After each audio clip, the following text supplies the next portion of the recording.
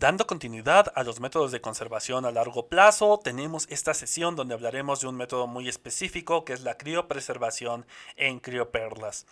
Esta será una plática muy corta ya que los fundamentos de la criopreservación han sido vistos con anterioridad, pero vale la pena aclarar otros puntos en este método particular.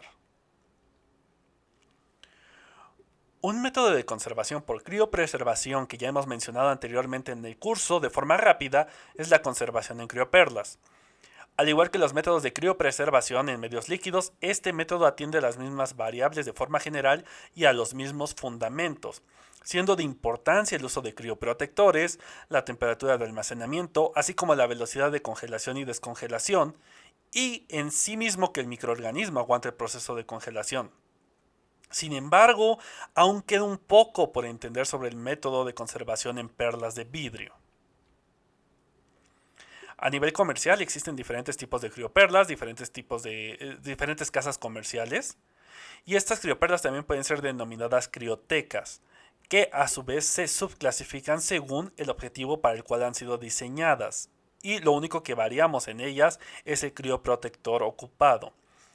Clásicamente las crioperlas son de uso general, el caldo criogénico es idéntico en todas las marcas prácticamente.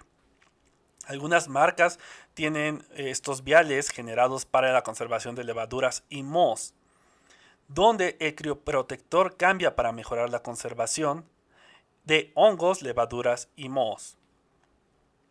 Algunos tienen la presentación de marina, donde el crioprotector es mejorado agregando sal, cloruro de sodio, para microorganismos halófilos como el vibrio.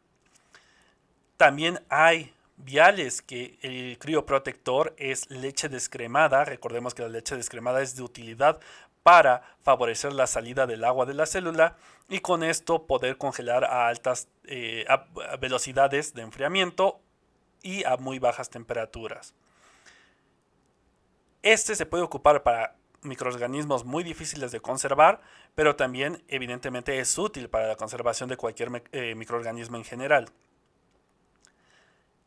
También hay disponible en el mercado perlas para conservación de Campylobacter, donde se agregan al crioprotector agentes que eliminan la mayor cantidad de oxígeno presente en la muestra y también es útil para el cultivo de Helicobacter.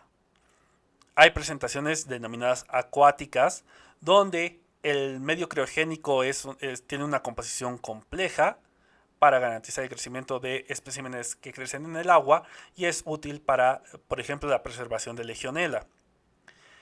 Hay unos tubos de este tipo con perlas que son para la conservación de bacterias anaerobias.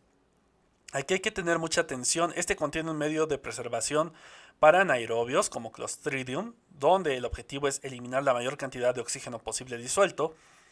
Pero la diferencia con todas las anteriores que he mencionado es que este vial no es congelado. Entonces, para los fines de esta plática escapa de nuestro objetivo y no aplica lo que vamos a ver de la criopreservación, pero sí el fundamento de el uso de la perla de vidrio. Para todas las anteriores se ocupan ambos fundamentos, el del uso de la perla de vidrio más el de criopreservación. Cuando tenemos acceso a una de estas presentaciones comerciales, las instrucciones de uso son bastante sencillas y lo puede ocupar prácticamente cualquier persona, lo cual lo hace un método muy noble. Es necesario inocular cada vial con un cultivo fresco de no más de 18 horas, que debe de estar puro, ya sea que estemos obteniendo de una colonia, de un caldo, de un liofilizado, una lenteja, un disco, por ejemplo un disco de papel o cualquier otro medio. Se debe de inocular de forma concentrada. Después los viales se deben de agitar hasta incorporar completamente la muestra al medio para permitir que los microorganismos se adhieran a las perlas. Posterior a aproximadamente 30 minutos se retira el medio de criopreservación con una micropipeta con puntas estériles y el criovial ya seco se llevará a congelación entre menos 20 y menos 60 grados centígrados. Para el caso de que ocupemos temperaturas mucho más bajas como menos 196 grados centígrados, menos 150 o menos 140 grados centígrados o una velocidad muy alta de enfriamiento, recuerden, siempre daremos prioridad a la leche descremada. Las casas comerciales han realizado estudios de viabilidad de los microorganismos más usuales a la temperatura más crítica, es decir, menos 20 grados centígrados, ya que por encima de esta temperatura toda la bibliografía está de acuerdo en que las cepas no se recuperan por formación de cristales de hielo intracelulares que producen daño en la célula. Como fue mencionado en la sesión de criopreservación y por el mecanismo del crioprotector, generalmente los mejores resultados de recuperación de la cepa se obtienen en aquellas perlas cuyo criopreservador es la leche descremada. Sin embargo, el objetivo de esta plática, lo vamos a ver a continuación, es entender otro punto de esta secuencia que acabamos de mostrar. Cuando tienen acceso al producto comercial, el proveedor les hará llegar una tabla con la que se muestra a continuación, donde nos dice todas las cepas con las que han sido probadas cada una de los tubos. Por ejemplo, aquí tenemos 3 columnas para los tubos clásicos, 3 columnas para los acuáticos, 3 columnas para los de medio de cultivo, 3 columnas para levaduras y mohos, 3 columnas para marinas y 3 columnas para Campylobacter. La nomenclatura que han ocupado para establecer la recuperación es la que se muestra del lado derecho de la pantalla. Un no significa que la cepa no ha podido ser recuperada a partir de ese medio de conservación en crioperlas. Un sí representa que la bacteria ha sido recuperada, o el microorganismo, porque no solo son bacterias, el microorganismo ha sido recuperado de ese medio de conservación. Un sí con 2 is significa que ha tenido una buena recuperación de la cepa de la perla de cristal, y un sí con 3 i significa que ha tenido una excelente recuperación de la perla de cristal, manteniéndolos a menos 20 grados centígrados. Recuerden, estas pruebas de evaluación se hicieron en la temperatura más crítica. Pero regresando al procedimiento, nosotros nos vamos a detener en el tercer paso, que es la impregnación. El objetivo de esta sesión es entender qué pasa en este punto y qué factores intervienen para garantizar una buena impregnación de la perla de vidrio. Esto nos permitirá, si lo entendemos bien, crear sistemas in-house si no tenemos la posibilidad de adquirirlos de forma comercial. Como ya se mencionó, este método emplea como soporte sólido perlas de vidrio a las cuales se deberán adherir los microorganismos, y será conveniente que visualicemos estos dos componentes como está en pantalla. Estos son los dos componentes del sistema. Bajo condiciones típicas, el vidrio y los microorganismos tienen cargas negativas en su superficie, por lo tanto se repelen una a la otra. Aunque el uso de vidrio no tan puro puede contener cantidades pequeñas de óxidos metálicos. Al igual forma, los vidrios de color, para darles color se utilizan metales, también pueden tener iones metálicos. Esto genera superficies cargadas de forma positiva, que puede aumentar la adherencia de los microorganismos a la superficie del vidrio. Sin embargo, este efecto puede ser bajo a comparación de otras fuerzas presentes entre las que se destaca el potencial Z, que es al que debemos principalmente esta adhesión de las bacterias sobre la superficie de vidrio. ¿Qué es el potencial Z? Debido a que las partículas de vidrio o las bacterias están en suspensión y estas a su vez están rodeadas de otras partículas con cargas dentro del medio crioprotector, inicialmente las cargas en el medio se desplazarán con sus cargas contrarias, generando una capa de líquido que rodea la partícula. Es decir, si el vidrio o la bacteria tienen carga negativa, se va a desplazar las partículas con carga positiva para contrarrestar esta carga en la superficie del vidrio o de la bacteria. Una vez que han rodeado la partícula, esta capa prácticamente no se mueve. Un poco más lejos, pasando la línea que vemos punteada, se da otra atmósfera.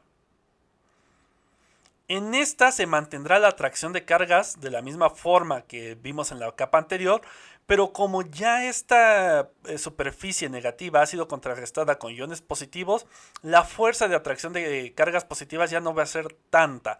Entonces se empiezan a intercalar iones positivos y negativos. Fuera de estas dos capas, el fluido permanece en su forma normal y en movimiento. Todos los iones están en movimiento. Lo mismo pasa con la bacteria, los mismos fenómenos. Una forma de medir las interacciones iónicas entre la partícula y las cargas que están alrededor de ella es midiendo la diferencia de potencial eléctrico ocasionada por la diferente concentración de iones. Para esto, en la segunda capa se mide el voltaje comparado con el voltaje que tiene el medio en general. Y como ya lo oyeron, estamos midiendo voltaje. Esto se mide por voltios. Ya que la medición es muy pequeña, comúnmente se ocupan los milivolts o milivoltios. Según lo anterior, una forma de favorecer el fenómeno es el aumento de la concentración de iones en el medio, lo cual se suele hacer por medio de la adición de ácidos o bases. Sin embargo, conviene que este no sea un proceso aleatorio, por lo cual el uso de pH definido es lo más recomendable, y una forma de asegurarlo es por medio del uso de soluciones amortiguadores o buffers como el de fosfatos. Esa es la razón por la cual cuando veamos la práctica verán que como medio de suspensión de las células ocupamos un buffer de fosfatos pH 7.1 a 7.3. Sin embargo, el pH por sí solo no asegura la disponibilidad de iones suficientes para mantener el alto potencial Z alrededor de la partícula, por lo cual altas concentraciones de los iones cumplen este papel de garantizar la permanencia de los iones. A lo anterior de aumentar la cantidad de iones de sustancias en el solvente para aumentar la cantidad de iones se le denomina fuerza iónica. Hay que resaltar que el papel de la temperatura no es despreciable en este proceso, pero ya que estamos hablando de criopreservación, no ocuparemos ese parámetro como una variable en esta plática, entonces despreciaremos para los fines de esta plática la temperatura. Si le hiciéramos un mayor zoom a la pared de la perla de cristal, veremos que esta no suele ser completamente lisa, al menos que estemos hablando de un cristal de muy buena calidad, y aún así no encontraríamos una superficie completamente lisa, sino que presentan pequeñas rugosidades. En estas se pueden albergar algunos iones por el fenómeno de adsorción, y también las bacterias mismas pueden estar alojadas en estos pequeños huecos que tiene la superficie de la perla. Por el lado de la bacteria, los mismos fenómenos previamente mencionados ocurren, pero además debemos hacer énfasis en la presencia de tres componentes que no hemos mencionado hasta el momento: los lipopolisacáridos, las sustancias poliméricas extracelulares y el peptidoglicano. Los primeros están en la superficie de las bacterias gram negativas y por sí mismas tienen afinidad por los cationes divalentes, que pueden estar en los iones metálicos contaminantes del vidrio, y esto aumenta la adherencia de la bacteria sobre la superficie de vidrio. Sin embargo, la principal fuerza de adherencia en la superficie del vidrio se da por la composición del lipopolisacárido o de la sustancia polimérica extracelular. Los lipopolisacáridos están formados normalmente por tres grandes componentes: un núcleo interno, cetodeoxioctulanato, KDO, un núcleo externo, que es un núcleo de polisacárido, y un antígeno O, que es una molécula muy grande, una cadena muy grande. Entre más grande sea este grupo, el antígeno O, mejor será la interacción que puede tener con la capa de potencial Z que rodea a la partícula de vidrio, favoreciendo la adherencia, ya que las investigaciones han demostrado que la adherencia al vidrio es directamente proporcional al peso molecular del antígeno O del lipopolisacárido. Lo anterior se comprobó empleando cepas de Escherichia coli, al cual se le fue truncando gradualmente el antígeno O. Con esto vieron que consecuentemente iba disminuyendo la adhesión de la bacteria. Entre más corto el lipopolisacárido, menos adhesión bacteriana había. Algunas cepas como Pseudomonas aeruginosa producen una capa de sustancia polimérica extracelular útil en la formación de biofilm, que va a hacer la misma función que está haciendo el lipopolisacárido. Y las bacterias gram positivas aunque no contienen el lipopolisacárido en su membrana externa, tienen una capa externa de peptidoglicano que también hace esta misma atracción con el potencial Z de la partícula de vidrio. Vamos a ser ya más específicos. Lo anterior fue a grandes rasgos los fundamentos de cómo funcionan estas partículas. Pero vamos a ver estudios más específicos. Todo el vidrio está cargado negativamente en la solución, en una solución de buffer a 1 milimolar, un buffer de fosfatos, entre pH 7.1 a 7.3. Y la carga de la superficie suele ser de menos 9.3 más menos 0.4 milivolts. Por otro lado, todas las bacterias están cargadas negativamente, también ya lo habíamos mencionado, pero los potenciales Z están entre menos 20 a menos 53 milivolts en una solución de buffer de fosfatos 1 milimolar. Es interesante ver la tabla que está en la pantalla, ya que los potenciales Z de las bacterias decrecen cuando se usa un buffer con mayor carga, 100 milimolar, con rangos de menos 8 a menos 40 milivolts en un aumenta la adherencia en un 25 a un 47%, a excepción de Pseudomonas aeruginosa, donde el cambio se da en un 75%.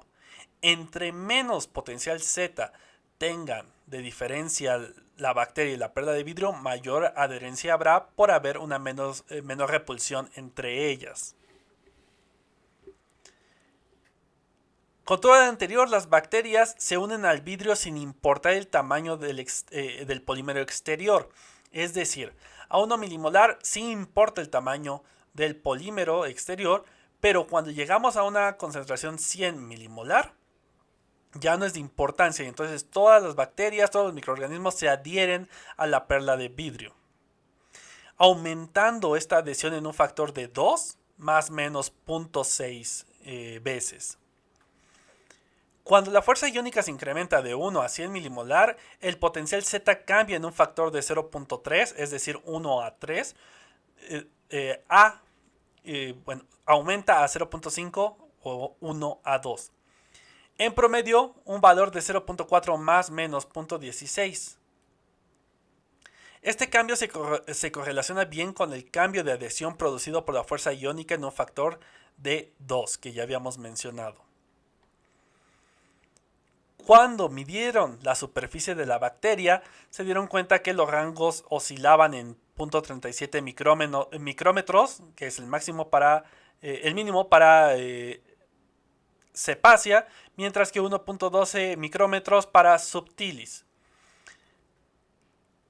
No hay diferencia entre el tamaño de la célula con la fuerza iónica de los buffers. Entonces el tamaño de la célula no es relevante para la adhesión en la perla de vidrio. También tengamos en cuenta que el vidrio en su superficie tiene una rugosidad promedio menor a los 10 nanómetros. La rugosidad de la superficie también puede impactar en la adhesión de la bacteria. Aunque no hay una correlación entre la rugosidad y la adhesión como tal, el fenómeno de adhesión de la bacteria. Lo que pasa es que al haber mayor superficie expuesta debido a estas cavidades, se pueden adherir mayor cantidad de bacterias, pero esto no implica que la rugosidad haya aumentado el fenómeno de adhesión, solamente está aumentando el área de adhesión.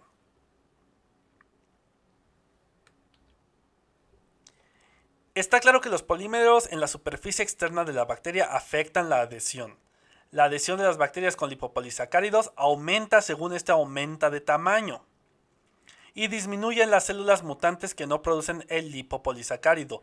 Eso es lo que nos muestra la gráfica que ven aquí en pantalla, donde vemos 3 Escherichia coli. La primera produce una cadena muy larga de lipopolisacárido, la segunda tiene una cadena intermedia y la tercera tiene una cadena corta. Mientras que las bacterias productores de polisacáridos externos, nuevamente la adhesión aumenta al aumentar la cantidad producida. Este es el caso de Pseudomonas aeruginosa. En pantalla vemos que la primer pseudomona produce mucho de este polisacárido, mientras que la segunda es una mutante que no lo produce. Aunque no lo produzca, vemos que sigue habiendo adhesión debido a los fenómenos de atracción de cargas eléctricas, pero se ve favorecido por la presencia de estos polímeros.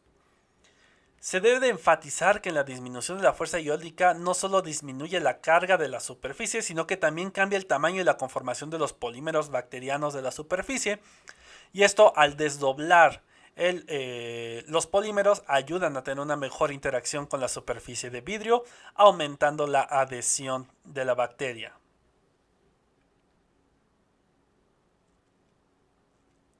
Sabiendo las bases, podemos replicar este fenómeno y esto ya se ha hecho. Por ejemplo, aquí tenemos probadas dos cepas, que veo por el momento, sí, dos, de Escherichia coli, la cepa que denominaremos 2 y la cepa 26, que han sido probadas por dos métodos, uno alternativo, que es el que veremos en la sesión de laboratorio, y el otro ocupando el preparado comercial, el CryoBank.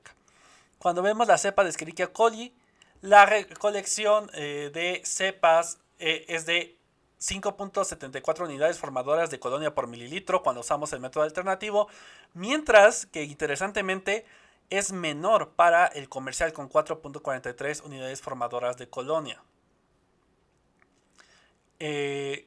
Para la segunda Escherichia coli se repite el fenómeno con una recuperación de 5.9 unidades formadoras para el alternativo y 4.8 para el comercial.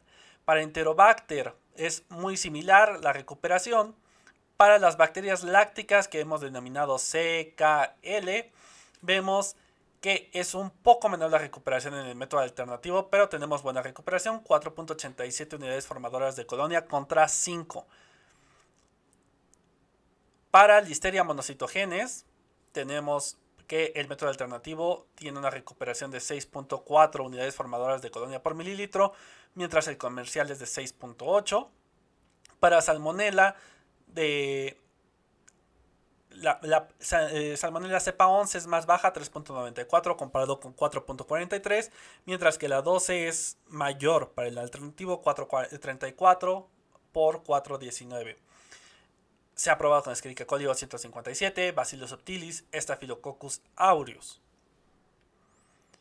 Esta equivalencia de recuperación se debe a que en realidad es un método muy sencillo que se puede generar directamente en el laboratorio. Se puede probar la viabilidad, que es lo que vemos aquí en pantalla. Aquí vemos 3 Escherichia coli, la que hemos denominado E. coli 2 y la O157H7. Ahí la segunda E. coli está mal, era el otro número que aparecía en pantalla. Regreso, es la A26. Nada más se ve como Escherichia coli 2, pero es Escherichia coli 26 la segunda. Como vemos, aquí se fue haciendo el seguimiento a distintos meses. Y en la línea naranja vemos el preparado comercial, mientras que en la línea azul vemos la recuperación del preparado en el laboratorio. La tendencia es la misma, a los 15 meses empieza a caer bastante la recuperación, aproximadamente a un 30%, pero es lo mismo con el preparado comercial. Entonces podemos decir que los métodos son equivalentes e incluso se puede asegurar una mejor recuperación con el método preparado caseramente. Sin embargo, hay que tomar con reserva estas diferencias porque podrían ser efecto de una diferencia no cuantificable del inóculo. Vemos la misma tendencia en las bacterias lácticas que hemos denominado L, C y K. Hay unos errores experimentales por ahí. Por ejemplo, en la tercera gráfica vemos que hay una disminución en el método comercial y después una recuperación, lo cual es imposible. Y lo mismo vemos en la bacteria láctica L, donde hay una disminución para el sexto mes y para el mes número 15 vuelve a aumentar. Eso tampoco es posible. Y esto se puede deber realmente a la aleatoriedad con la que se unen las bacterias al vidrio, y así como aquellas que se despegan del vidrio durante el proceso de cultivo y la viabilidad que éstas puedan tener según el daño que se haya originado durante la conservación. Aquí tenemos la gráfica para Shigella. Nuevamente vemos que hay viabilidad hasta los 15 meses, aproximadamente del 30%. Los métodos comerciales y caseros muestran equivalencia. Y aquí tenemos las otras bacterias como Listeria monocytogenes, Bacillus subtilis, Staphylococcus aureus o un Enterobacter. Como vemos, el comportamiento es similar. De esta forma, si vemos el porcentaje de recuperación en meses, para Escherichia coli a los 6 meses tenemos un 71% de recuperación y ya para los 15 meses se va para abajo con un 27%, pero esto mismo se presenta en el preparado comercial, aunque se mantiene más estable entre sí, de un 63 a un 47%, la recuperación fue baja desde un inicio comparada con el método alternativo. Así pueden revisar toda la tabla, muy parecido. Y, por ejemplo, el último Staphylococcus aureus, la recuperación a los 6 meses es del 85% y a los 15 meses del 64% en el método alternativo, mientras que en el comercial a los 6 meses es del 91% y a los 15 meses del 83%. Como vemos, hay mayor estabilidad en el comercial, eso es verdad, pero la recuperación se mantiene bastante alta en el método alternativo, incluso aunque nos vayamos a los 15 meses.